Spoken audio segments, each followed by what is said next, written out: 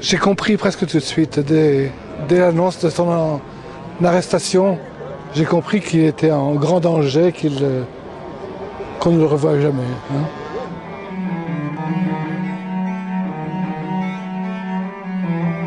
Quelqu'un est porté disparu et on demande à ce que la lumière soit faite sur cette disparition. C'est à Déby de nous dire ce qu'il en a fait. Ce que nous demandons, c'est qu'il libère Ibni s'il est vivant, s'il est mort, qu'il nous restitue son corps, nous, famille.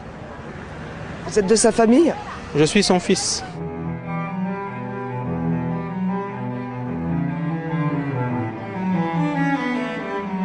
Pour que la famille puisse faire son deuil, il faut absolument que le gouvernement tchadien puisse restituer le corps à la famille.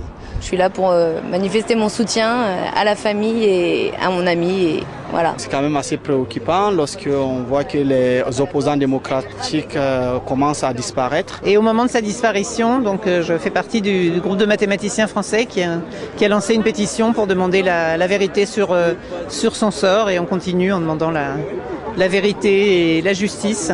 La vérité n'a pas été faite, au contraire, la commission a dédouané Idriss Déby. Tous ceux qui luttent pour la démocratie en Afrique, ils en font souvent les frais. C'est des tracts que je diffuse.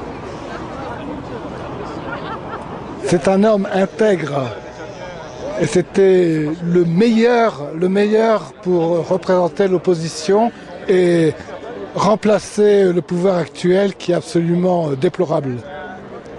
Je suis député, compagnon de trou, je dis de trou, d'Ibni Omar Mamad Saleh. C'est juste mon père qui est toujours porté disparu, et Déby veut porter la responsabilité sur d'autres gens en montant des stratagèmes, alors que c'est eux en connivence avec l'ambassadeur de France au Tchad qui ont orchestré cet enlèvement, on va dire, quoi. Pour nous, c'est ça maintenant. Pour nous, c'est connu, c'est ça, quoi. C'est le bocal. C'est le télé qui dit la vérité. Effectivement, Ibni est mort. Aujourd'hui, c'est confirmé. C'est un pouvoir absolument dictatorial qui existe au Tchad. Hein. Malheureusement, ce pouvoir est soutenu par le pouvoir français et par l'armée française qui est présente au Tchad. Ibni, lorsqu'il a été arrêté, les forces militaires françaises étaient sur le terrain et avaient la maîtrise de la capitale, donc ils pouvaient renseigner les autorités et intervenir pour que ce qui s'est passé, c'est-à-dire le fait qu'Ibni soit kidnappé et qu'il ait disparu, n'arrive pas. La France savait dès le début où était mon père et ils ont voulu gagner du temps, quoi. Ils ont laissé passer le temps et là on est un peu dans une sorte d'impasse. A-t-il été exécuté? Est-il mort des suites de ces tortures? Ça, Dieu seul le sait.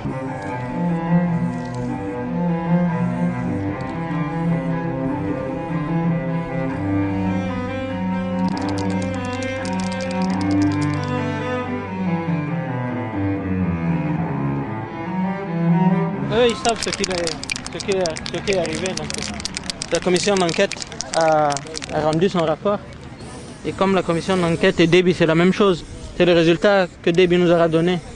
Donc, qu'il nous rende le corps s'il est mort.